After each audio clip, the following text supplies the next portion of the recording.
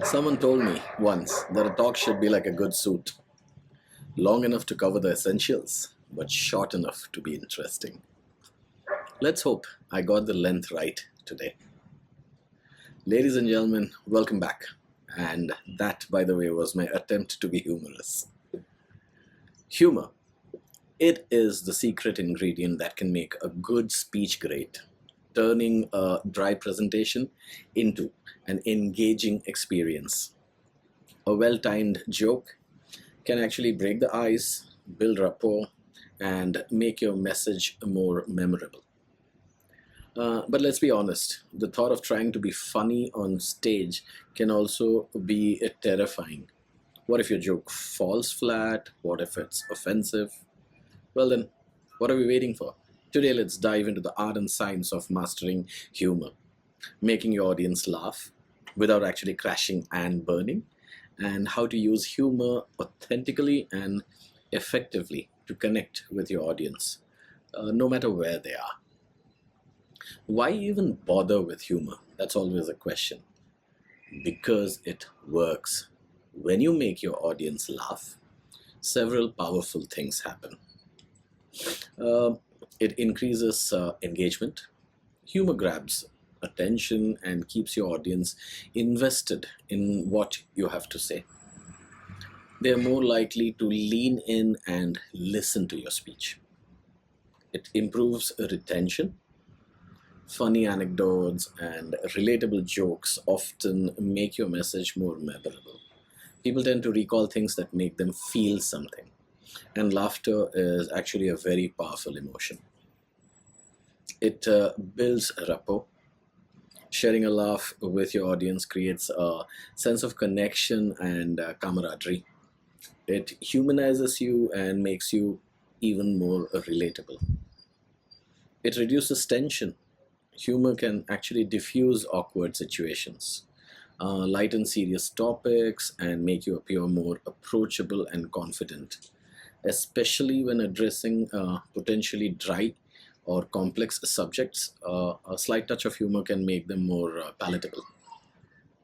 However, the key here is appropriate and authentic humor. Forced or off key jokes can often have uh, the opposite effect. Humor actually isn't one size fit all. Understanding different styles can help you find what's more natural to you and effective to you and your audience. Self depreciating humor, generally poking fun or making fun of yourself, appearing more human and relatable, is a good way. The key is to be lighthearted and avoid anything that undermines your credibility on particularly the topic that you're presenting. For example, starting with a funny story about a past speaking blunder can actually be endearing. Anecdotal humor, sharing short, funny stories related to your topic, of course, or even a brief personal experience, can be incredibly engaging. Ensure the story has a clear point and it isn't just rambling. Observational humor, pointing out the funny aspect of everyday's life or shared experiences, can create a strong connection with your audience as they recognize the truth in your observations. Think about those little quirky things of office life or common challenges that we all face and bring it together. Relatable humor, jokes or comments that tap into the universal human experiences like the struggles of technology or simple joys of pleasure, can actually resonate wildly. Wordplay and puns. These can be clever and get a quick laugh, but use them sparsely. Overdoing can actually make you sound a little cheesy. Ensure they're clear and not obscure. Now, knowing these styles actually allow you to consciously choose the type of humor that aligns with your personality and your message. That's very important. Simply telling a joke isn't enough. It's about how you integrate humor into your delivery. That's what matters. Knowing your audience is very important. What might be hilarious to one group could fall flat or even actually offend another. Consider their cultural background, age, industry, and overall tone of the event. What's funny to one culture or cultural context might not translate well to another. Be particularly mindful of cultural nuances when speaking to a diverse set of audience. Keeping it relevant is very important. Your humor should always relate to your topic or your overall message. Don't shoehorn in unrelated jokes just for the sake of being funny. The humor should actually enhance your message and not distract the audience from it. I would say practice your delivery. Timing is very crucial in comedy.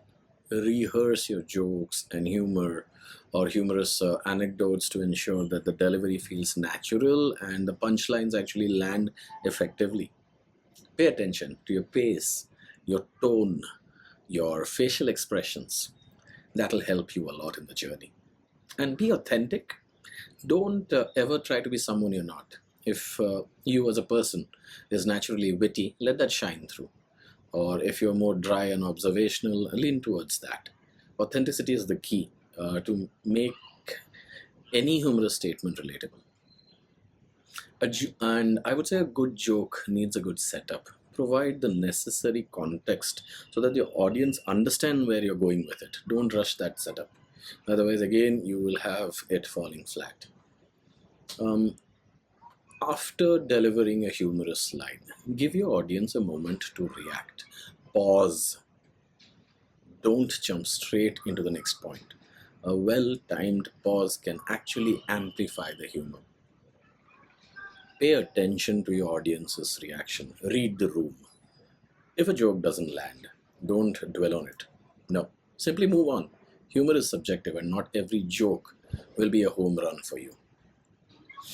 Well, then, what do you think are the common pitfalls? Humor can be a powerful tool, but it can also be a double edged sword. Uh, Let me give you some tips of some of these pitfalls that you need to be clear of. Offensive humor. Avoid jokes that rely on stereotype, prejudice, or make light of sensitive topics like religion, politics, or personal tragedies. When in doubt, err on the side of caution. Remember the diverse cultural landscape. What you consider lighthearted might be deeply offensive to someone else. Humor that undermines your credibility. While self depreciating humor can be good, avoid making yourself look completely incompetent or unqualified on the topic that you're presenting. That will not go well. Jokes that are on the go or too long is not good. Brevity is the soul of wit. Long, drawn out jokes often lose their punchline along the way. Keep your humor or humorous moments short, concise.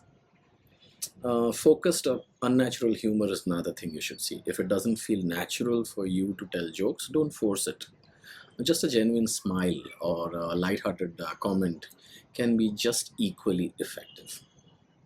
Another very important thing.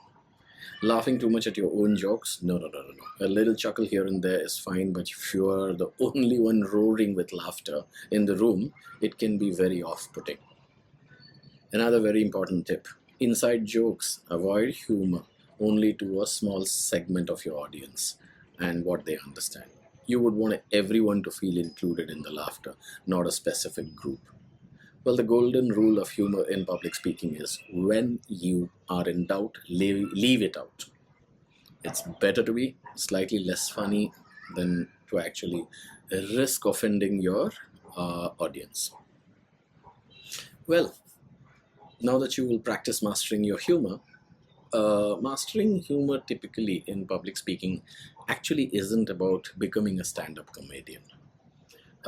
It's more of strategically using lightheartedness to connect with your audience and to make your message more memorable, creating a more enjoyable experience for everyone in the crowd.